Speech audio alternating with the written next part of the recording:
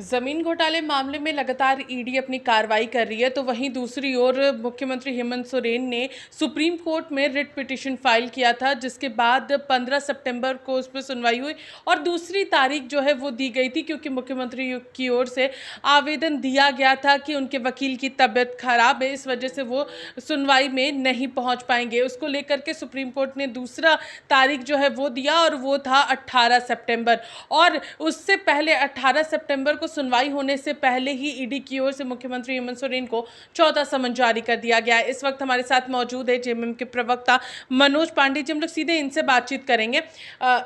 सुनवाई से पहले सुप्रीम कोर्ट में मुख्यमंत्री हेमंत सोरेन को ईडी का चौथा समन जारी कर दिया गया है। देखिए, केंद्र सरकार के द्वारा जो दुरुपयोग केंद्रीय संस्थाओं, संवैधानिक संस्थाओं का किया जा रहा है, उसी का एक जीता जागता उदाहरण। जब मामला न्यायपालिका में लंबित है और बहुत ज़्यादा समय भी नहीं है, आज उसकी सुनवाई होनी है, तो कम से कम उस सुनवाई का, उस फैसले का इंतजार ईडी को करना चाहिए था। लेकिन उसके बावजूद सम्मन आना ये दर्शाता है कि ऊपर से कितना ज़्यादा दबाव है इन लोगों को, और उसी की परिणति है एक लोकप्रिय मुख्यमंत्री, एक मजबूत नेता, युवा नेता, जिनसे राजनीतिक रूप से ये नहीं प्राप्त कर पाते हैं, उनको कैसे परेशान किया जाए, प्रताड़ित किया जाए। तो आज पूरे झारखंड की जनता इस चीज़ को बखूबी समझ रही है और आने वाले समय में इस गूंज की गूंज सुनाई पड़ेगी। अब जिस तरीके से विपक्ष की ओर से लगातार कहा जा रहा है कि मुख्यमंत्री हेमंत सोरेन को आखिर ईडी में पेश होने में क्या परेशानी हो रही है, उनकी मदद करे केंद्रीय जांच एजेंसी है, मदद करे जो भी परेशानी, क्योंकि झारखंड में ईडी की ओर से ज़मीन घोटाले मामले को लेकर के कार्रवाई हो रही है। अगर कुछ जानकारी है तो वो ईडी को दे दे, इसमें बताने में क्या तकलीफ हो रही है। देखिए, माननीय मुख्यमंत्री हैं, केंद्र की सरकार ने, यह संवैधानिक संस्थाओं ने ही इन्हें मुख्यमंत्री नहीं बनाया है। झारखंड की 3.25 करोड़ जनता ने प्रचंड जनादेश देकर इन्हें इस पद पर पहुंचाया है, और हमारे चहेते मुख्यमंत्री तमाम झारखंडियों के आकांक्षाओं के प्रतीक, उनको अगर बेवजह बुलाया जाएगा, वो मुख्यमंत्री हैं, कोई साधारण व्यक्ति नहीं है, और ये जगह उन्हें जनता ने दिया है, तो ये पूरी तरह से जनादेश का अपमान होगा कि आप बेबुनियाद आरोपों पर उन्हें बुलाएं।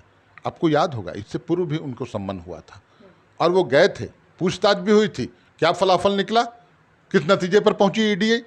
तो ये स्पष्ट रूप से दर्शाता है कि ईडी के पास कोई सबूत नहीं है, कोई साक्ष्य नहीं है, बेवजह परेशान कर रहे हैं और इस राज्य के विकास में बाधा उत्पन्न करने का प्रयास किया जा रहा है। मनोज जी, लेकिन ये सूत्रों की माने तो ये बातें सामने आई है, ईडी सूत्रों की ही माने तो, कि उनके पास कई सारे ऐसी ज़मीन के कागजात मिले हैं। जब वो ज़मीन घोटाले मामले को लेकर के जांच कर रही थी, छापेमारी कर रही थी, तो उन्हें कई सारे दस्तावेज मुख्यमंत्री के खिलाफ में मिले हैं, ज़मीनों को लेकर के मिले जो उनके परिवार के ही सदस्यों के नाम पर है, उनके नाम पर है। ये सूत्रों की माने तो ये बातें सामने आई है।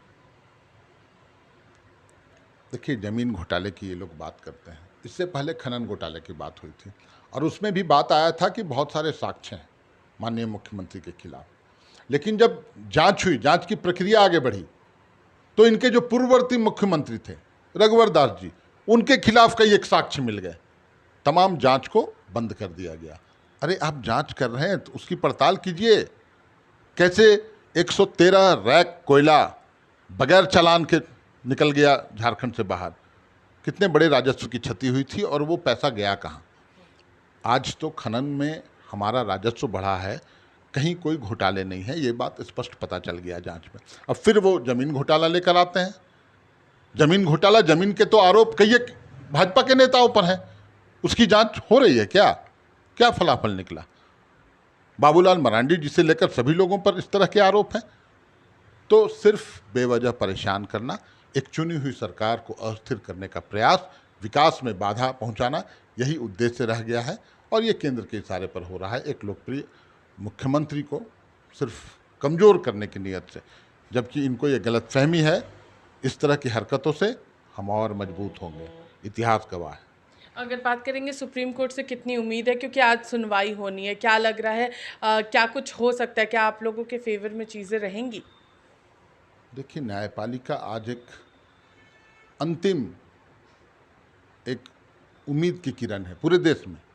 लोकतंत्र की जिस कदर गला घोंटा जा रहा है, जिस कदर देश की संप्रभुता खतरे में पड़ी हुई है, एक तानाशाही की सरकार इस देश में, तो उस पर अंकुश लगाने का काम न्यायपालिका ही कर पा रही है।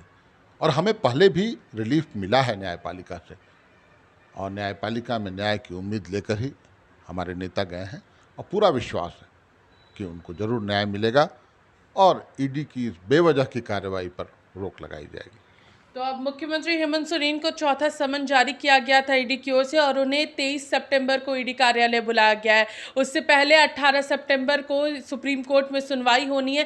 क्या कुछ सुप्रीम कोर्ट से चीज़ें सामने आती है? क्या सुप्रीम कोर्ट से मुख्यमंत्री को राहत मिलेगी या फिर उन्हें ईडी कार्यालय जाना होगा? ये तो सुनवाई होने के बाद स्पष्ट हो जाएगा। लेकिन इनकी ओर से लगातार कहा गया कि उन लोगों पर कार्रवाई क्यों नहीं हो रही है जिसकी पूर्ववर्ती में सरकार थी, अवैध खनन की इन्होंने बात की कि उस दौरान भी जो पिछली सरकार थी रघुवर दास की, उनको लेकर के कई सारे साक्ष्य मिले थे। उन पर क्यों नहीं कार्रवाई हो रही है? उन्हें क्यों नहीं यहाँ पर समन जारी जो है वो करके यहाँ पर पूछताछ हो रही है?